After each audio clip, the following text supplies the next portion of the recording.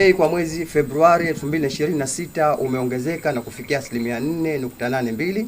kutoka 4.25 iliyorekodiwa mwezi wa Januari 2026. Kwa ujumla, kundi la chakula na vinywaji visivyo na vileo kwa mwezi Februari 2026 limeongezeka na kufikia 9.15 ikilinganishwa na 9.05 katika mwezi wa Januari 2026. Kwa ujumla, faharisi za bei zimeongezeka na kufikia 120.34 kwa mwezi wa Februari 2026 ikilinganishwa na faharisi za bei 114.80 iliyorekodiwa katika mwezi wa Januari mwezi wa Februari 2025. Bidhaa za chakula na zisizo za chakula kwa mwaka. Mfumuko wa bei wa bidhaa za chakula za mwaka unaoishia mwezi Februari 2026 umeongezeka na kufikia 9.30 ikilinganishwa na 9.18 iliyorekodiwa katika mwezi wa Januari 2026. Bei za bidhaa za chakula kwa mwezi wa Februari 2026 zimeongezeka na kufikia 135.07 kutoka 123.85 iliyorekodiwa katika mwezi wa Februari 2025. Mfumuko wa bei wa bidhaa zisizo za chakula kwa mwaka umeongezeka na kufikia 1.36 iliyorekodiwa mwezi wa Februari 2026 ikilinganishwa na 0.44 iliyorekodiwa katika mwezi wa Januari 2026.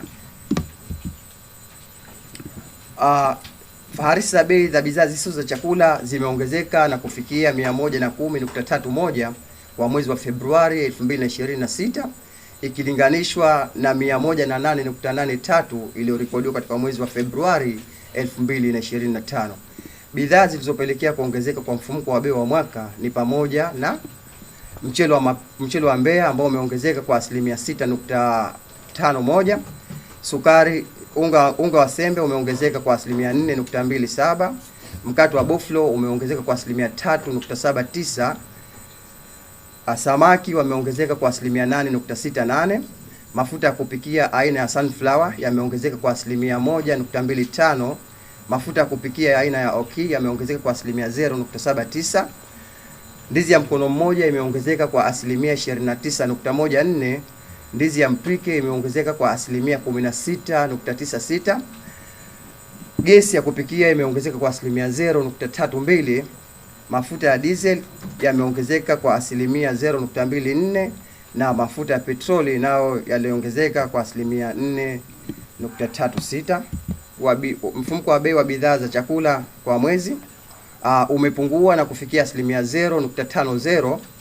ikilinganishwa na 4.65 iliyorekodiwa mwezi wa Januari 2026. Bidhaa zilizopelekea kupungua kwa mfumuko wa bei ni pamoja na mchele wa mapembe ambao umepungua kwa 0.85, mchele wa Mbeya nao umeonekana kupungua na kufikia 0.60, mchele wa Jasmine ulipungua kwa mwezi na kufikia 0.92, unga wa ngano nao umeonekana kupungua na kufikia 1.21, unga wa sembe 0.25, mkate wa Buffalo 0.05, samaki nao wamepungua na kufikia 1.75, mafuta ya kupikia yamepungua na kufikia 0.38, mafuta ya kupikia aina ya oki nao wamepungua na kufikia 0.76, ndizi ya mpike nayo imepungua na kufikia 11.46, na sukari nyeupe imepungua na kufikia 0.07.